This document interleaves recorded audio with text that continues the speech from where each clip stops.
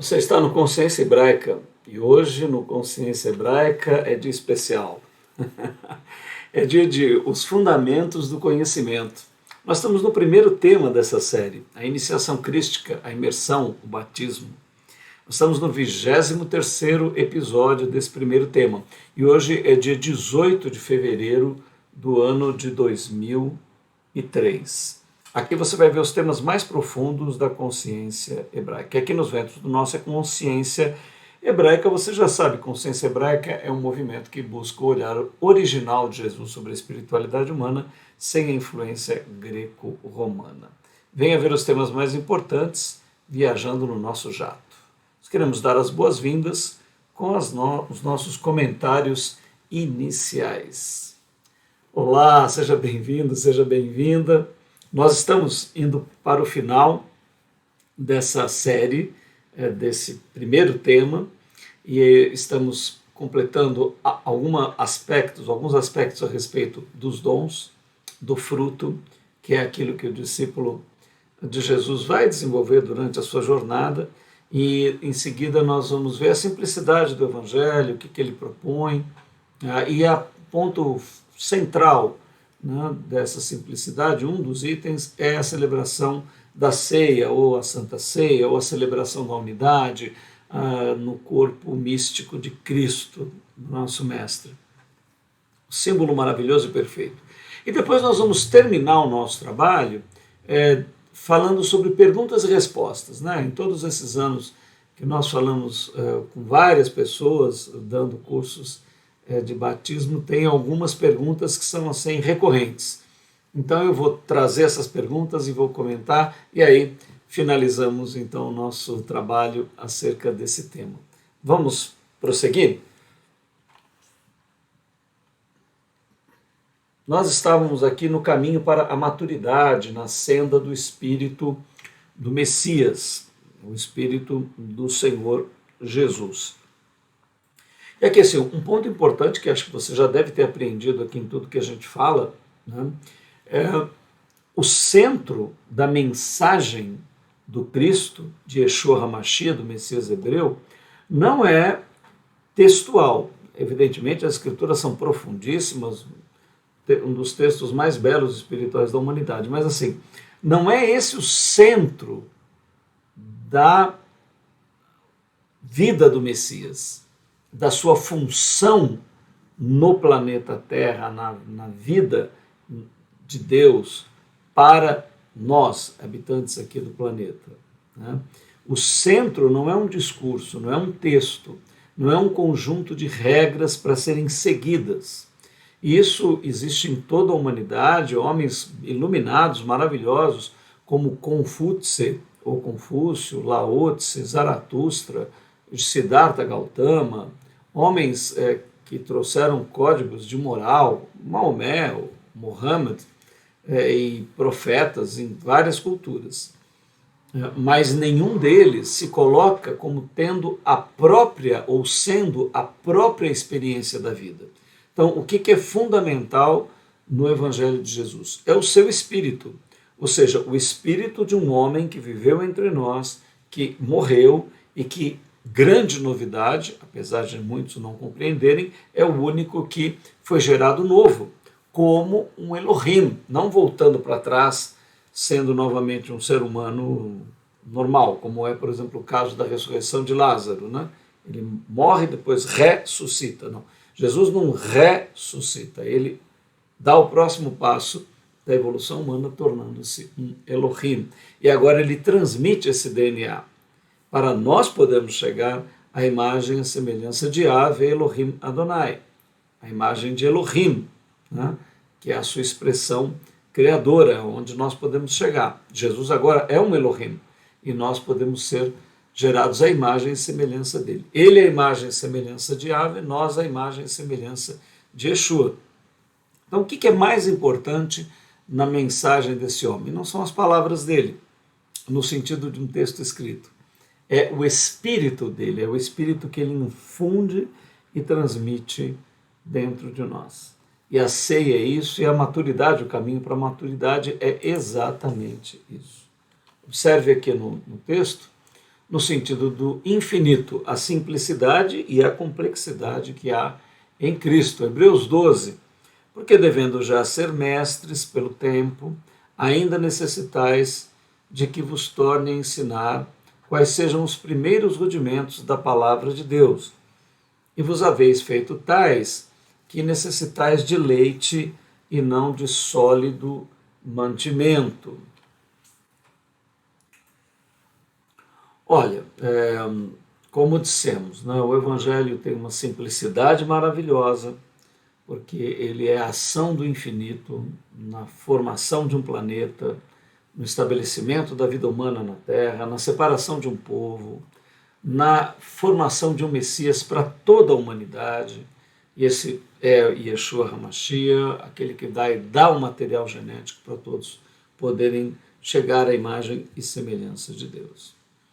Mas ainda, né, na história humana, mesmo dentro do cristianismo, né, muitas coisas mais profundas do texto, e aí sem elucubrações que sejam fantasiosas, né, mas aquilo que está no cerne da palavra, naquilo que é mais profundo da palavra. Infelizmente, muitos pastores, muitos teólogos, muitos cristãos não chegam, né, ficam na superfície ainda da religião cristã, não propriamente na experiência mais profunda, transformadora e mística, que é a do espírito de Yeshua HaMashiach se tornando um sacerdote segundo a ordem de Melquisedeque.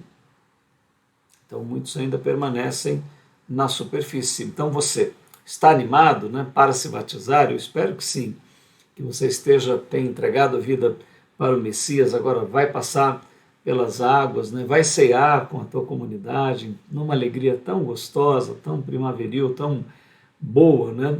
E olhe para o horizonte, porque ele te leva ao infinito. Você pode, como discípulo de Jesus, caminhar, né, infinitamente agora, numa evolução contínua, né? E você vai descobrir que cada vez mais a riqueza interior, a tua vida interior, a esperança que há em Cristo, a condição da experiência íntima, vai se tornar a coisa mais importante da tua vida, né? Enquanto a maioria da humanidade está aí, né? São viagens, é iates, é Europa, são shoppings, é compras, é transformação do corpo, do rosto, é plástica, é aparência, é sentidos, é sensorialidade, né? Infelizmente, inclusive, muitos líderes do Evangelho, né, capitulam, estão cedendo aí, já pessoas se tornando já não jovens, né, pessoas maduras, já entrando numa terceira idade e, né, voltando a coisas que são tristes, lamentáveis, né, dentro das Escrituras, por falta desse mergulho mais profundo, mais íntimo.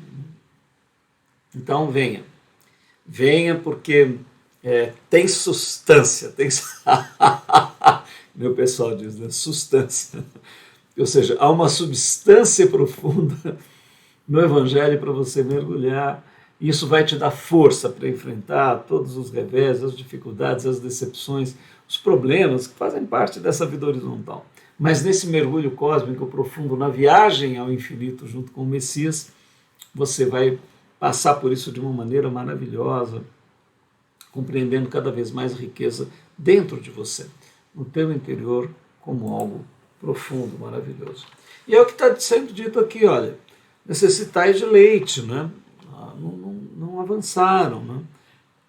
E não de sólido mantimento, porque qualquer que ainda se alimenta de leite não está experimentado na palavra da justiça. Aqui, ó, justiça aqui é harmonia, né? Ou seja, o sentido harmonioso do propósito divino, né? Porque é menino, mas o mantimento sólido é para os que se aperfeiçoam, ou seja, para aqueles que, a palavra fala perfeitos, né? Mas ninguém chega nesse grau, né? Aqueles que se aperfeiçoam é o sentido espiritual, né? Os quais, em razão do costume, tem os sentidos, ó, não sensoriais, espirituais, não. A gente vai dando aqui para você, que está entre parênteses, não está na Bíblia, né? Mas é o sentido espiritual das Escrituras, ó. Sentidos, né, não, mas os espirituais exercitados, para discernir tanto o bem quanto o mal. Né? Aqui tem algo profundíssimo, né? Muita gente não discerne o propósito do mal, das trevas, do abismo, dos instintos, de tudo isso. Por isso acabam derrapando na curva e, né, capotando o carro, né? Porque falta de entendimento, de conhecimento, de um discernimento, ou de uma sinceridade, ou não sei. Porque falhas nós temos. Agora, como nos comportarmos diante das nossas deficiências, não, é que determina tudo. E qual que é a atitude? Não? Agora eu vou passar a defender as minhas falhas, ou anunciá-las porque eu sucumbi a elas, né? Porque eu não as compreendo, não consigo lidar com elas. Então não é isso, não. Falta entendimento, falta visão, falta conhecimento. Não? Então temos que discernir o bem e podemos, em profundidade, discernir até o mal, que muita gente não está fazendo. E lá em Romanos 11, ó, porque Deus encerrou a todos debaixo da desobediência, para com todos usar de misericórdia. Ó, nós estamos falando aqui de que somos melhores do que ninguém, né? Nem os de fora, nem os de dentro do Evangelho, não é isso em que nós estamos nos fiando, né? Não, porque nós somos melhores, não. A questão não é nem do que você vive, do que acontece dentro de você, dos erros e das falhas que você tem. A questão é da atitude que você toma diante disso, né? Atitude de humildade, de quebrantamento, de dependência, de entrega, né? Ou de arrogância, de prepotência, de afirmação. Então, aí é que está a diferença, né? O que a gente vê hoje, muita liderança, muita gente aí afirmando o erro e glorificando esse erro e defendendo e querendo até incluir isso nas escrituras, né? Comportamentos, corrupções, atitudes, né? Desfaçatez que não cabe dentro dos textos, né? Então, uma coisa como Paulo, que diz ao maldito homem que sou bem que eu não quero, esse eu não faço, mal que eu não quero, esse eu pratico, né? Vejo que fui vendido. Mas ele fala isso com quebrantamento, um anjo de Satanás que me esbofeteia de dia e de noite, mas a graça de Deus está em mim, eu continuo para o alvo da soberana vocação, lutando e trazendo essa vitória dentro de mim. Então, é isso sim, né? É o que eu te estimulo a buscar, a procurar, conservando as escrituras da maneira como elas são, sem mudar nada. Aí os governos, a sociedade secular aí vão querer mudar tudo, vão fazer leis, querendo que a palavra de Deus não seja anunciada, não seja publicada do jeito que ela tem que ser, porque não satisfaz determinados grupos que querem que o seu estilo de vida torpe, errado, incorreto, impróprio, improcedente, indevido, né? Para o sentido da realização espiritual. Nós não queremos interferir na vida social de ninguém. As pessoas vivem o que elas querem viver, não estamos falando isso. Estamos falando no sentido de que, no que as Escrituras propõem para a transcendência, para a vida eterna, então este estilo da sociedade aí está impróprio e não vai dar em vida eterna. Isso não tem como eles quererem que nós falemos de outra maneira. Vamos pegar as Escrituras e dizer que está tudo certo, que está todo mundo vivendo essa bagunça aí toda, né? Esse despropósito, né? Sem sentido, né? Distorções de todos os âmbitos. Não, as Escrituras não afirmam, não concordam com isso. Agora, na vida social, nós não queremos proibir ninguém, nem coibir ninguém. Lembrem-se, nas Escrituras, na consciência hebraica, o fundamento principal é o arbítrio, é a possibilidade de que a pessoa viva o que ela queira viver, da maneira como ela queira viver, e que ninguém interfira com isso. Ela vai responder diante da divindade. Mas não diante de nós, diante da sociedade, ou que a pessoa tenha que ser retirada do convívio social ou do convívio, ou sofrer qualquer tipo de perseguição, ou de abuso, ou de desprezo. Não, isto não. Nós amamos todas as pessoas, consideramos, reservamos elas na liberdade social, política, econômica, que elas têm de ter uma vida como todas as pessoas vivem e têm. Então, vamos deixar bem claro isso. A questão é dentro das Escrituras, é para quem está submetido a Yahvé Elohim Adonai, a Yeshua HaMashiach.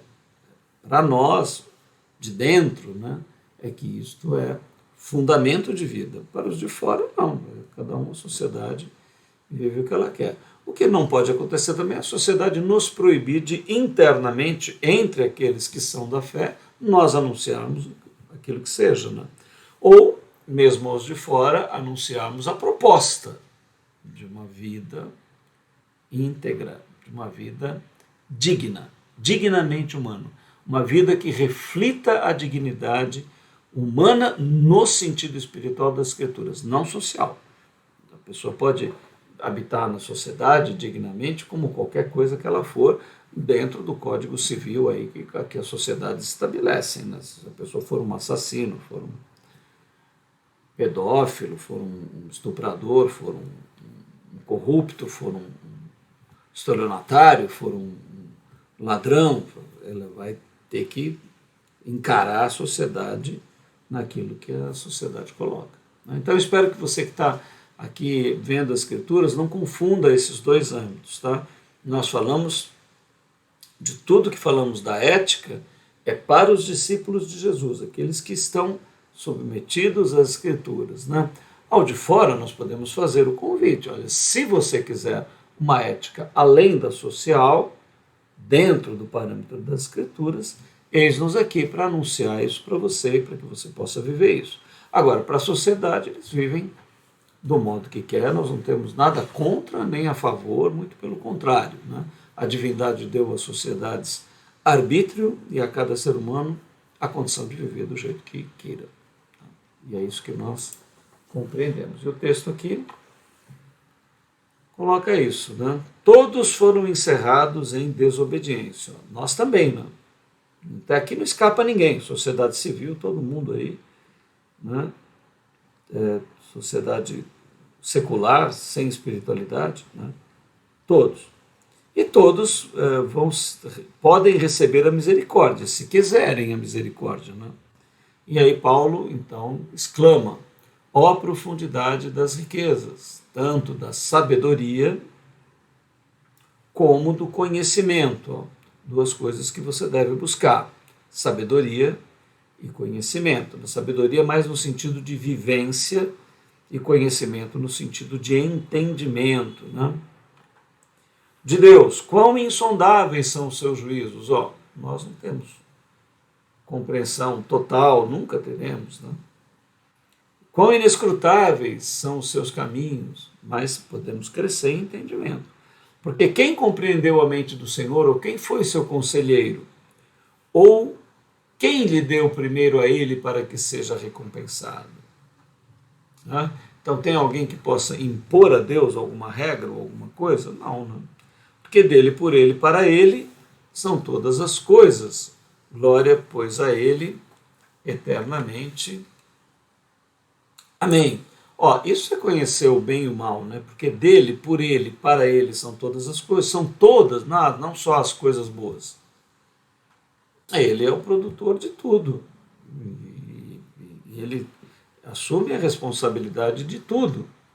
Encerrou a todos na desobediência. Agora, ele aguarda a atitude de cada um, diante desse dilema que nós temos dentro de nós e cada um tem dentro de si.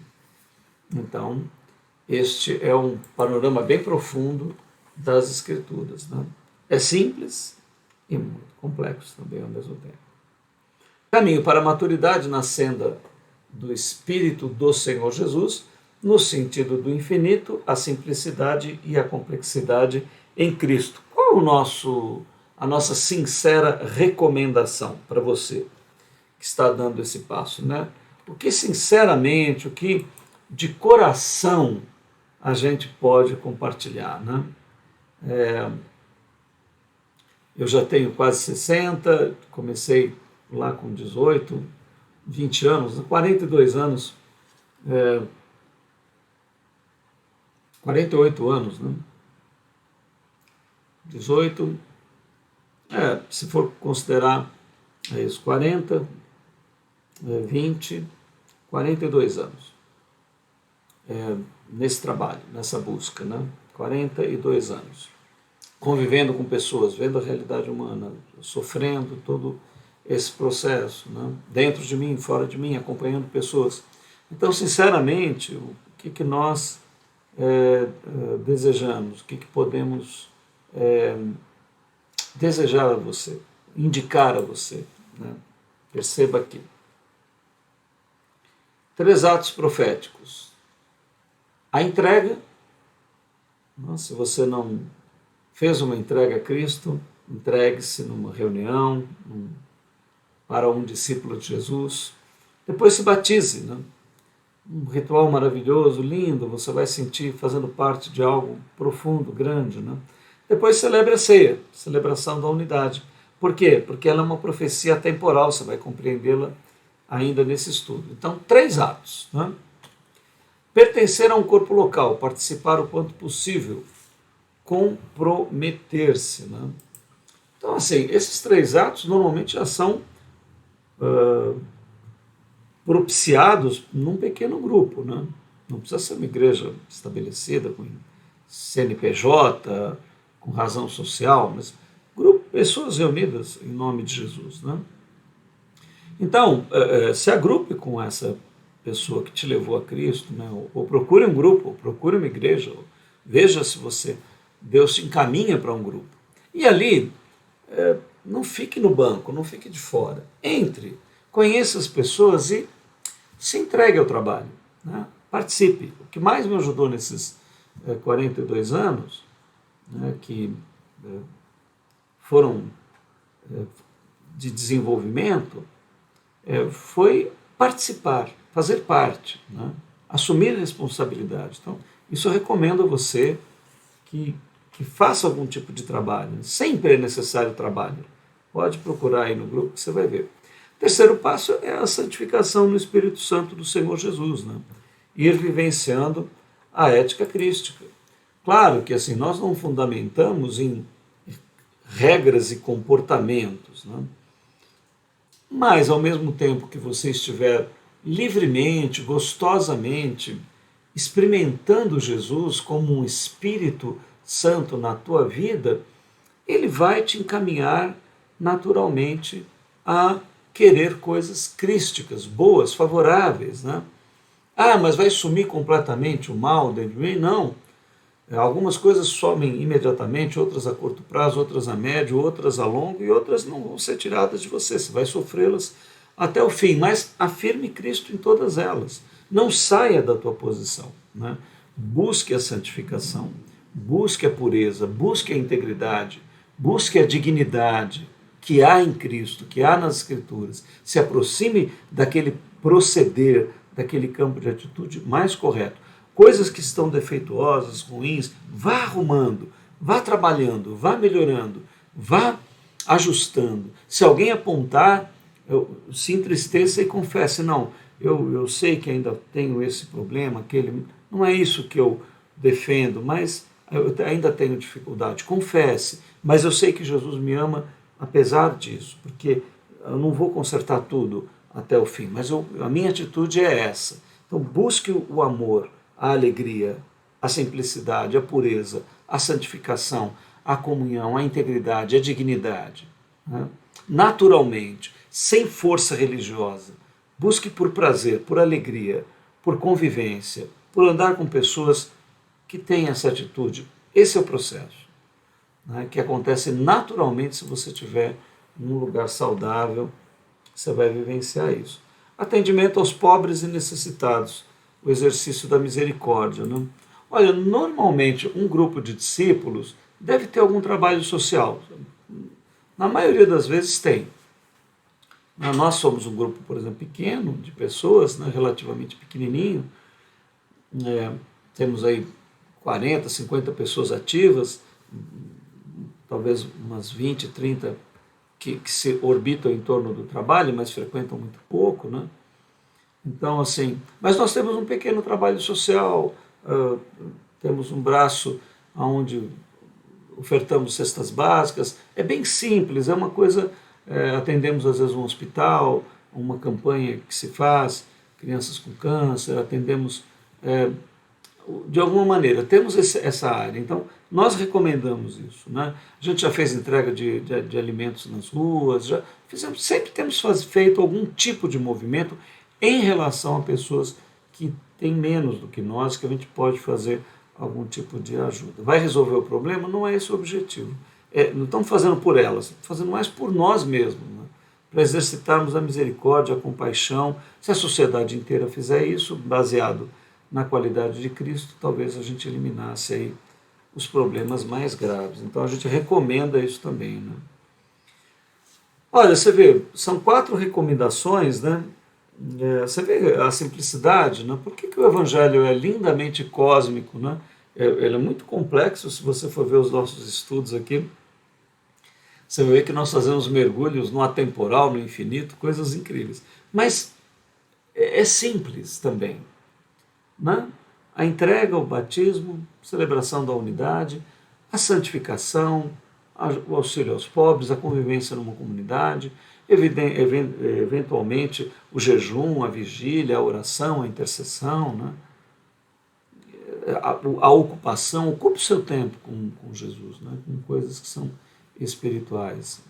Isso vai trazer vida, você vai ficar leve, você vai se sentir bem. Né? É uma paz que, né, que a gente não compra por aí, né? Não tem para vender. Né? Só quem é de Jesus mesmo sabe o que eu estou falando aí.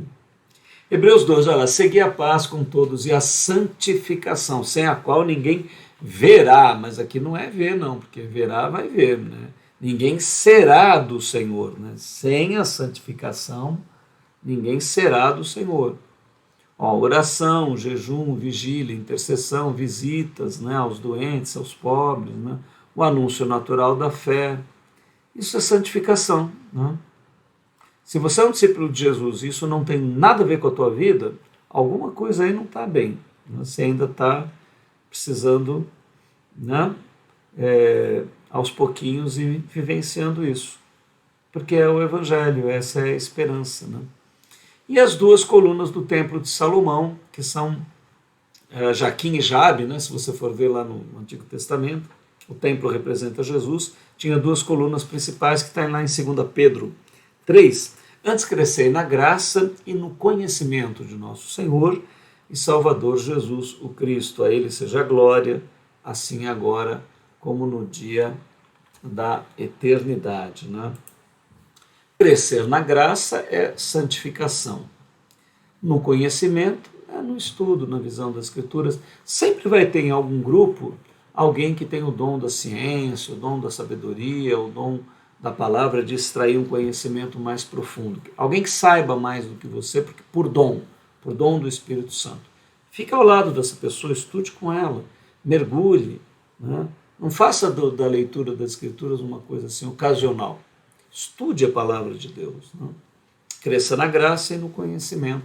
Essa página resume o Evangelho inteiro, está aí. Ó, né?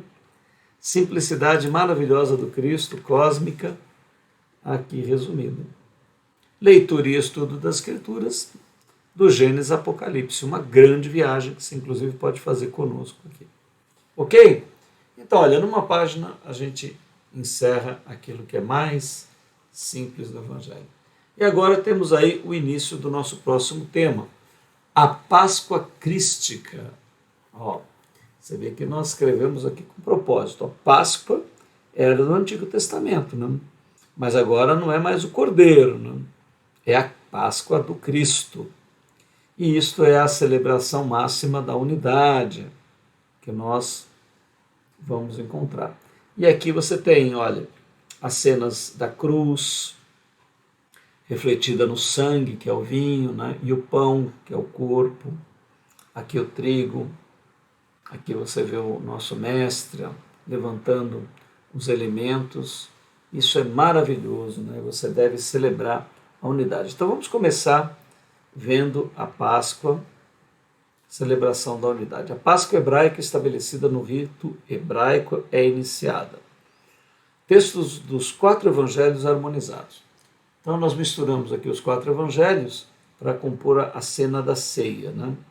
Ora, antes da festa da Páscoa, sabendo Jesus que já era chegada a sua hora de passar deste mundo para o Pai, como havia amado os seus que estavam no mundo, amou-os até o fim. Como havia amado os seus que estavam no mundo, amou-os até o fim. E chegada a tarde, assentou-se à mesa com os 12, e comendo eles, disse: em verdade vos digo que um de vós há de me trair. Bom, nós temos aqui a cena da ceia em si, né? Só para lembrarmos, não vamos entrar nesse estudo, você tem na série O Amanhecer da Consciência Hebraica, que você encontra lá no nosso canal. Quando você entrar no nosso canal Consciência Hebraica, vá nas playlists. Lá você tem os estudos todos separados, ali você pode adquirir bastante conhecimento. Então, a Páscoa hebraica, celebrada uma vez por ano, era separado um cordeiro, aquilo representou o sangue do cordeiro morto posto na verga da porta, né? Fez com que o espírito de morte passasse por alto, né? Que é Páscoa. Páscoa é passar por alto. Né? O espírito vinha, quando encontrava na verga da porta o sangue do cordeiro, ele não entrava para matar o primogênito, ele passava por alto. Né? Então, o que é a casa? A casa representa a nossa individuação. O que é o sangue do cordeiro? O sangue é o DNA do Messias, que vai nos formar a imagem e semelhança de Elohim. Então, aqueles que vão se tornar Elohim, a morte não tem poder sobre eles, que é o tempo e espaço, né? Que vai se fechar, engolindo aqueles que permanecerem nele. Né? Lembre-se lá do deus Cronos da Grécia, né? Que comia os filhos que gerava. Né? É o que vai acontecer aí. Aquilo ali foi uma profecia que anuncia a segunda morte, que é a morte espiritual. A Páscoa era celebrada, o cordeiro estava lá, mas ninguém entendia direito que cordeiro que era aquele. Né? Aí o cordeiro depois então vai se revelar que é o Messias. O cordeiro era o Messias. Então, naquele ano específico, que era um ano que tudo caía harmoniosamente, né? Numa quinta-feira, Jesus então celebra a Páscoa. Naquele ano, a Páscoa caía na quinta, que era um feriado, então se tornava num Shabat, um sábado espiritual. Jesus, então, ali à tarde, como era o costume, ficou diante do cordeiro. Ali ficou o símbolo diante do simbolizado. Então, ele estaria diante dele mesmo, morto ali sobre a mesa, né? Porque o cordeiro representa a morte do Senhor Jesus na cruz, que ele cumpriria poucas horas depois. Né? Mas a ceia que ele então inaugura depois do cordeiro é a sua transcendência. Então nós não fazemos mais a ceia com o cordeiro, porque o cordeiro é o corpo de Jesus que foi morto na cruz. E o pão e o vinho é um novo corpo. Nós participamos do novo corpo dele. Né? Isso é importantíssimo você compreender e nós vamos ver aqui no texto. Hoje vai dar para a gente caminhar um pouquinho mais. Depois, no próximo estudo, a gente conclui. Ó. Então, ele estava aqui, sentou-se à mesa com os 12, comendo eles, disse: em verdade, um de vós me há de trair. Que é o ponto central, assim, mais culminante, né? Ele toca nesse assunto, porque aquele cordeiro que está ali morto, ele vai ser morto por um engenho do abismo das trevas e também da autorização do nosso Pai, porque nada foi feito sem que fosse necessário. Jesus precisaria ser morto. E a maldade e a opressão e a corrupção e a mentira e as trevas não faltariam ao ser humano para realizar isso que precisava ser realizado. E é o que está acontecendo. Inclusive, entre os próprios 12 apóstolos, há um deles que vai realizar o ato de traição. E Jesus, então, para dizer que não está fugindo de nada, que não tem medo de nada, né? Ele vai sofrer, claro, o embate diante do seu sofrimento e da sua morte, mas ele enfrenta tudo isso, porque ele sabe que é necessário tudo isso. Então ele anuncia a questão da traição, dizendo que aquilo era algo que ele já esperava, né? Então ele toca nesse assunto. E eles, entristecendo-se muito, começaram cada um a dizer: porventura sou eu, Senhor? Aqui é interessante que parece que nenhum deles tem confiança em si mesmo. Eles estão até numa condição boa aqui, né? Pelo menos não tem a arrogância, né? Será que eu vou trair o Messias, né? Todos ficam ali tristes com aquela palavra. E ele diz, né, respondendo ele: o que põe comigo a mão no prato, esse me há de trair. Então, assim, essa figura mostra claramente, né, que Jesus sabia quem iria traí-lo e que tudo iria acontecer. E ele não fugiria nem evitaria isso. É um dos 12. Em verdade, o Filho do Homem vai, como acerca dele está escrito. Mas ai daquele homem por quem o Filho do Homem é traído. Bom seria para este homem que não houvera nascido. E eu já vi muito escrito esotérico aí que diz que Judas era um iluminado, que só ele tinha qualidade espiritual para cumprir essa missão, que ele era um amigo espiritual de Jesus. Blá, blá, blá, blá, blá, tudo fora do espírito das Escrituras. Essa é a verdadeira palavra do escrito bíblico, né? Que aquele homem sofreria as consequências da maldade que ele estava optando por escolher, né? Ele não era alguém que estava sendo obrigado a entregar Jesus. Por interesse, por falta de visão, de entendimento, por uma distorção do campo de visão dele, ele iria cometer o que estava cometendo. Isso o levaria à segunda morte, a morte espiritual, e é o que Jesus fala aqui. Respondendo Judas, o que o traía, disse: porventura sou eu, Rabi? E ele disse: tu o disseste. Então, Judas sabia o que estava para acontecer, né? E ele, então, vê essa palavra de Jesus, e a palavra foi terrível, porque ele disse: o melhor seria não ter nascido. Mas as razões dele continuaram firmes para que ele fizesse a entrega. Finalizada a Páscoa hebraica, que será cumprida profeticamente com a morte de Jesus, né? Jesus inicia seu novo símbolo profético, que simbolizará sua nova geração como filho de Deus, gerado à sua imagem e semelhança. Isso só ocorrerá no domingo. Olha como é importante agora você entender, na linha do tempo, exatamente o que está acontecendo e o que cada coisa simboliza. Então, ele, diante do Cordeiro Pascal, que foi preparado no rito judaico, né, conforme as Escrituras determinavam, ele estava diante da sua própria morte na cruz. Isso aconteceria. Ele seria traído. Ele está mostrando consciência de tudo, né? Mas ele também está demonstrando a consciência do que vem após isso. Porque ao levantar o pão e o vinho, ele está fazendo um ato profético. A primeira profecia que ele está fazendo é com referência a ele próprio. Ou seja, ele está anunciando que aquele corpo vai ser desfeito completamente, né?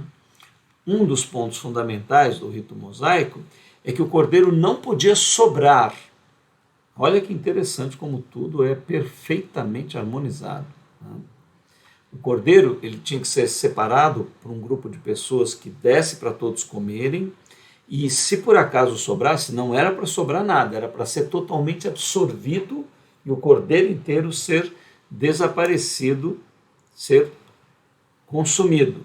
Mas se sobrasse, o que sobrasse tinha que ser colocado no fogo para ser completamente, a energia ser completamente eliminada, né? Porque o que é que nós sabemos que vai acontecer? Que isto que está profetizado lá no Antigo Testamento com Moisés já está anunciando? Que Jesus vai para a sua morte, ou seja, eles vão crucificá-lo, ele vai entrar em óbito e ele vai morrer. Ele vai ser sepultado, vai passar a sexta-feira morto, ele morre na sexta às 3 horas. Depois ele passa o sábado morto, até completar todo o sábado, e aí ele entra no terceiro dia, que é o domingo, continua morto na transição do terceiro dia, mas aí algo acontece, né? Inclusive aquela cena do filme do Mel Gibson foi muito bem elaborada, né? Que lá mostra o corpo dele sendo enrolado, né? Estando lá no sepulcro, e o corpo energeticamente, a energia toda é desaparecida, né? A energia do corpo é dissolvida, né? Porque nós temos um salmo no Antigo Testamento que diz: o teu santo não verá corrupção. Então nós sabemos que o corpo de Jesus não entrou em putrefação, não foi eliminado pelo estado de decomposição. O corpo foi acelerado energeticamente, né? Mas foi uma morte como a de qualquer ser humano. Jesus não ficou consciente, né? Nós vamos ter em breve aí a morte e a condição dos mortos. Não perca esse estudo esclarecedor, você vai ver de Gênesis, Apocalipse, como os hebreus entendem a morte. E é o que eu estou dizendo para você. O corpo dele foi completamente eliminado, dissolvido. E aí, vamos para o nosso gráfico, que você vai entender direitinho, dar a explicação para você aqui. Vamos dar o nosso gráfico aqui mais do homem. Então, o que aconteceu com o Senhor Jesus, né? Primeiro, né, a consciência de todo ser humano, ela já nasce morta aqui, no Cristo, no anticrístico, né? Jesus já, pelo alinhamento genético e por tudo que Jeová fez no povo de Israel, a consciência dele nasceu no Crístico, né? Mas ele tinha o anticrístico hereditário, que era dos seus descendentes. Ficou aqui a vida inteira trabalhando, demônios, Satanás e essa natureza diabólica dele, querendo que ele, uma vez só, a consciência dele alinhasse com esse anticrístico. Se isto acontecesse, o Messias falharia. Por isso que ele é o homem sem pecado.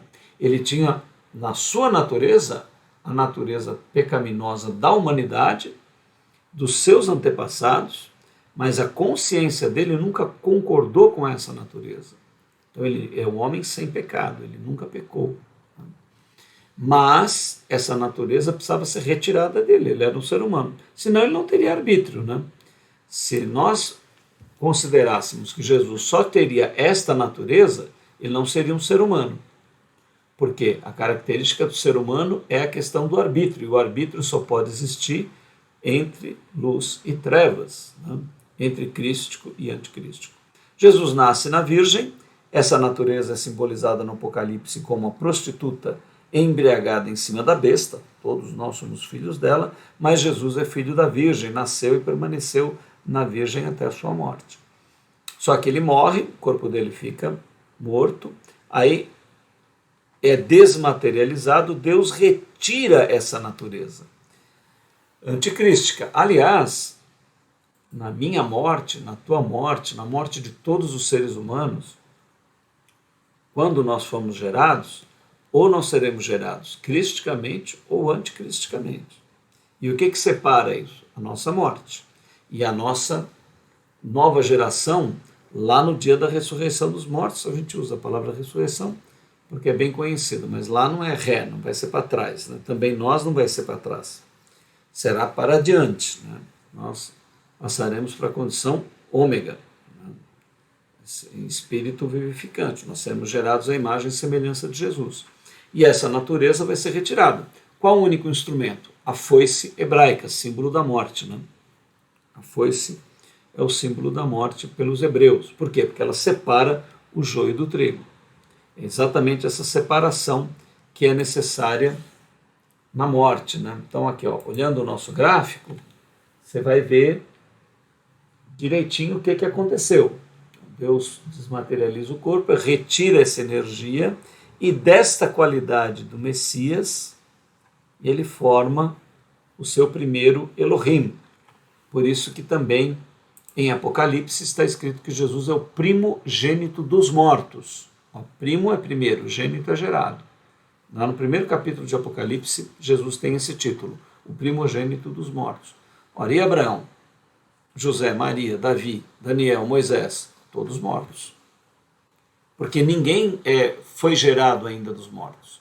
Os mortos só serão gerados lá no dia cósmico da ressurreição dos mortos, que não é ressurreição, é nova geração, que é depois da descriação, inclusive, né? Aqueles que ainda não sabem o que é a descriação aí nas Escrituras, depois de Gênesis e Apocalipse, a gente vai mostrar no tema descriação.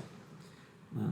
Então, é lá que acontece, todos os mortos vão surgir juntos. Né? A primeira ressurreição dos crísticos, a segunda ressurreição dos anticrísticos. Né? A gente fala a ressurreição, mas a nova geração dos filhos de Deus e a nova geração com o corpo temporal, né? Porque os anticrísticos vão ficar só com o corpo anticrístico. Ó. A qualidade dessa qualidade crística, ela é toda unida e daqui são gerados os filhos de Deus. Né? E nós perdemos essa qualidade. Mas os que morreram com a consciência aqui no anticrístico, ó, vão herdar toda essa qualidade anticrística de toda a humanidade e vão ter o corpo gerado dessa qualidade anticrística. Ora, essa qualidade é temporal, ela não atravessa o Rio Jordão para a transcendência. Né? Lembre-se lá de Moisés, ele não conseguiu passar o Jordão, só Yeshua passou, que é Josué, que é Jesus. Né? Então, para nós passarmos o Jordão, precisamos da qualidade do Espírito do Messias, porque a nossa qualidade crística só não dá condições de nós sermos gerados filhos de Deus, precisa do DNA, que é o sangue dele, né? Ou o Espírito dele, o Espírito Santo dele, que é o sangue, que é o nome, que é a qualidade de Jesus que ela nos gera. Então, quando ele pega o pão, ó, ele já está pegando o corpo dele gerado novo. E quando você se batiza, você está profetizando a tua morte. Quando a pessoa te tira da água, ela já tira o pão, o teu novo corpo. Que aí na ceia, quando você segurar o pão, você está segurando o corpo do Senhor Jesus e profetizando também o teu novo corpo. É a ceia da unidade com o Senhor Jesus. Então você celebra que o corpo dele está transferindo o DNA para você e através do vinho você está recebendo o DNA, o fluido vital do Messias, e com o corpo e o fluido vital, o sangue e a vida do Messias, o corpo e a vida do Messias em você, no crístico, potencializa o teu crístico e dá a condição de você ser gerado filho de Deus. Então você está profetizando o teu novo corpo crístico. Olha que símbolo maravilhoso. Você simboliza no batismo a tua morte, a tua nova geração, e na ceia as bodas do Cordeiro. Você gerado à imagem e semelhança de Deus, na unidade perfeita com Cristo e com o Pai. Porque se você é um em Jesus, como Jesus é um no Pai, então você é um no Pai através de Jesus. Cumprindo João 17, para que todos sejam um. Então a ceia é maravilhosa, porque você está profetizando teu novo corpo, transcendência, né? A qualidade crística para ser gerado à imagem e semelhança de Deus. O nosso gráfico é que você consegue entender isso direitinho, né? E aqui, ó, finalizada a Páscoa hebraica, será cumprida profeticamente com a morte de Jesus. Jesus inicia seu novo símbolo profético, que simbolizará a sua nova geração como filho de Deus, gerado à imagem e à semelhança. Isso só ocorrerá no domingo, mas ainda não. Vamos ver se nós ainda temos tempo, né? Olha, já estamos com 50 minutos. Podemos, então, deixar para o nosso próximo encontro a continuidade desse símbolo maravilhoso que é da ceia. Vamos completar essa visão, depois nós vamos para as perguntas, finalizando o nosso trabalho. Então, que você possa ir saboreando, né? Se você está para se batizar, coisa linda você se batizar e em seguida tomar ceia, cumprindo esse símbolo maravilhoso. Nós somos um movimento Consciência Hebraica, e você pode agora, olha, aí queremos até agradecer a Ana Vinhas, ela produziu esses QR Codes para a gente, olha que beleza. Agora você aponta o teu celular para cá, vai direto para o nosso WhatsApp, aponta o teu celular para cá, vai para o nosso Facebook, aponta o seu celular para este símbolo e vai direto para o nosso Instagram. Então faça parte da nossa comunidade das redes sociais. Pelo WhatsApp, você pode fazer perguntas, retirando as dúvidas do curso, e se você estiver em São Paulo, você pode participar de uma vivência conosco, né? E aqui está o nosso QR Code do canal do YouTube. Lá você pode encontrar todos os nossos estudos, né? Você pode se inscrever no canal, deixar seu like, comentar, compartilhar, mande esse vídeo para uma pessoa que você gosta, porque isso vai fazer muito bem para ela. Nós somos um movimento Consciência Hebraica, agradecemos a você e oramos, Senhor Jesus, abre o entendimento de cada um dos teus filhos, atrai para ti todos aqueles, Senhor, que estão para ser gerados à tua imagem e semelhança, porque tu predestinaste a humanidade toda para ser gerada, mas os homens apagam, as mulheres apagam de lá o seu nome do livro da vida. Pai, perdoa a nossa ignorância, as nossas dificuldades, os nossos pecados, os nossos erros, as nossas transgressões. Atrai os teus filhos com a tua luz, ilumina-os com a graça do teu Espírito Santo e o teu conhecimento. Eu oro por cada um que está ouvindo este estudo, em nome do Senhor Jesus. Que a graça, que a paz do Messias esteja sobre você. Shalom Adonai, Salem Aleikum. Até o nosso próximo encontro.